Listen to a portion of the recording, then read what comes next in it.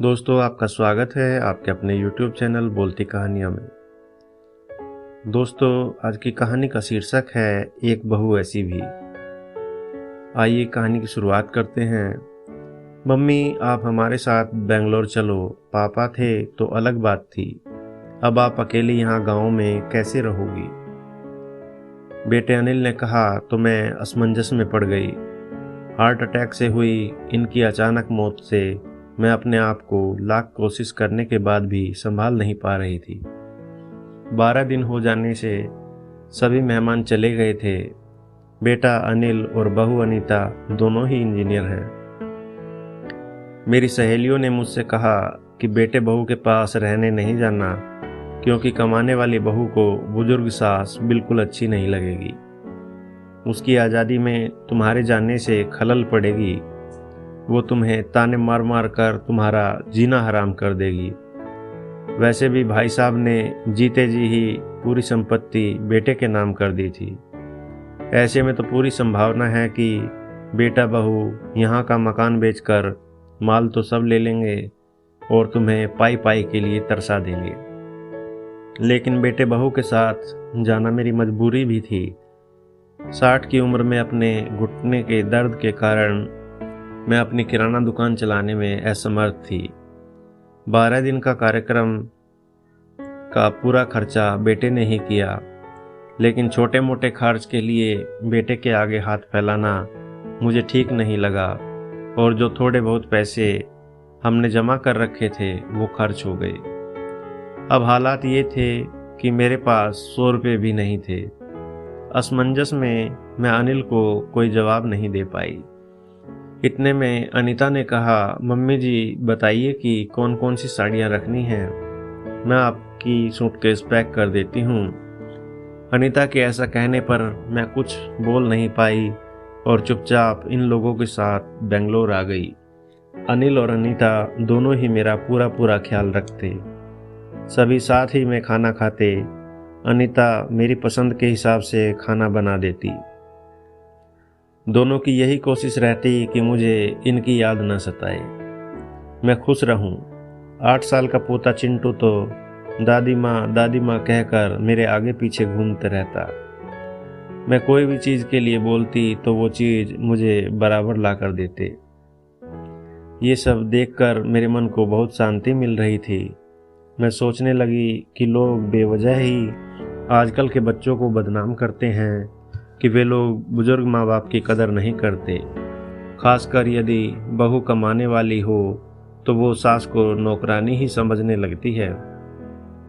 अनीता भी तो कमाती है, लेकिन कितने अच्छे से घर और दफ्तर दोनों को संभालती है। कभी कोई ताना नहीं मारती। मुझे तो लगता है कि वो ऑफिस और घर दोनों जगह का काम कर थक जाती होगी, इसलिए मैं ही थोड़ा बहुत काम कर लेती हूँ। लेकिन बेटा बहू दोनों ने कभी भी मुझे किसी काम के लिए नहीं कहा। 1 महीना कैसे बीत गया पता ही नहीं चला।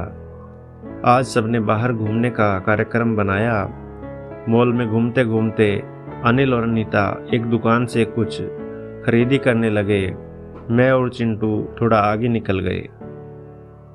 आइसक्रीम की दुकान पर चिंटू ने कहा, दादी माँ मुझे आइसक्रीम खानी है। मेरे ऊपर तो मानो बिजली गिर गई, क्योंकि मेरे पास तो पैसे थे ही नहीं। इतने दिनों में पैसों की कोई ज़रूरत महसूस भी नहीं हुई थी। अब क्या करूं? मेरा उतरा हुआ चेहरा देखकर चिंटू ने फिर कहा, दादी माँ प्लीज़ ले दीजिए ना। सॉरी बेटा, मैं अपना पर्स घर में ही भूल गई। ऐसा कहने पर चिंटू ने मेरी तरफ कुछ अजीब नज़रों से देखा। उसे लगा कि आइसक्रीम न दिलाना पड़े, इसलिए मैं बहाना मार रही हूँ।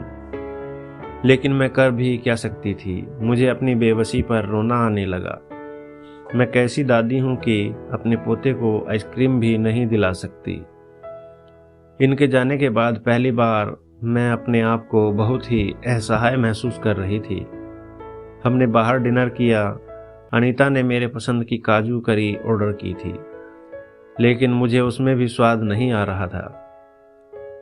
घर आने पर थोड़ी देर सभी ने टीवी देखी। अनिल सोने चला गया और अनीता चिंटू के कमरे में गई।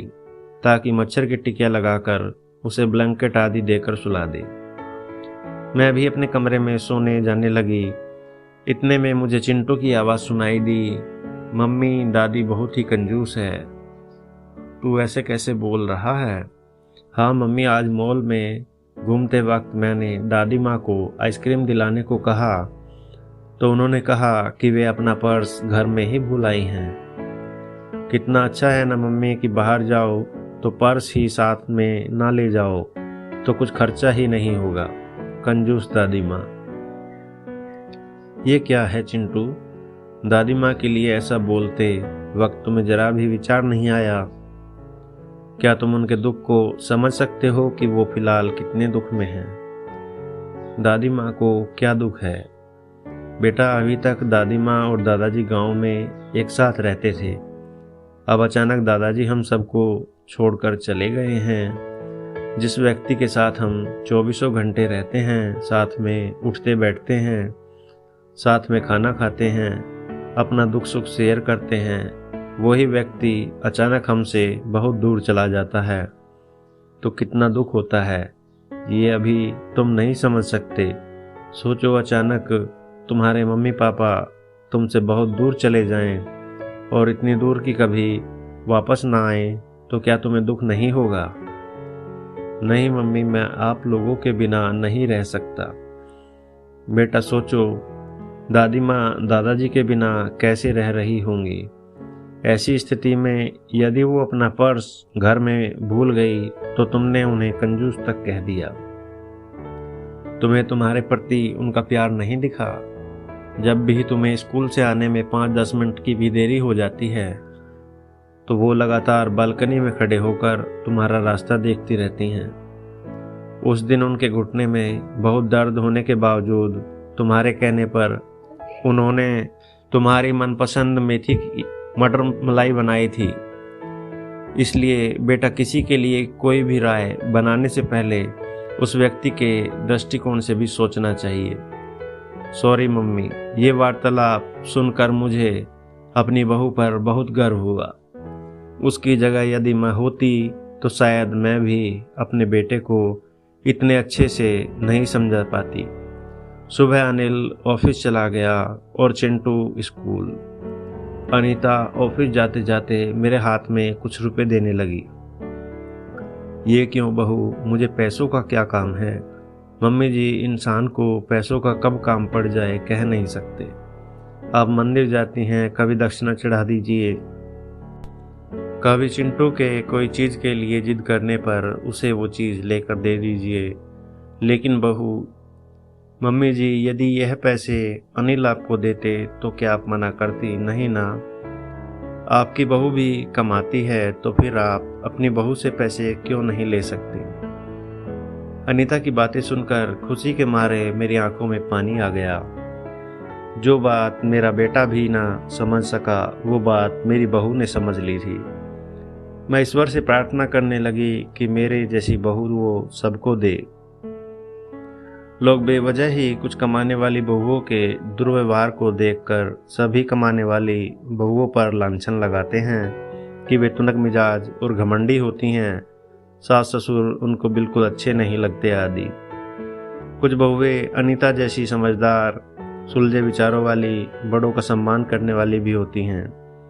आज अनीता ने कमाने वाली बहू के बारे में मेरी आंखों पर पड़ा पर्दा हटा दिया था।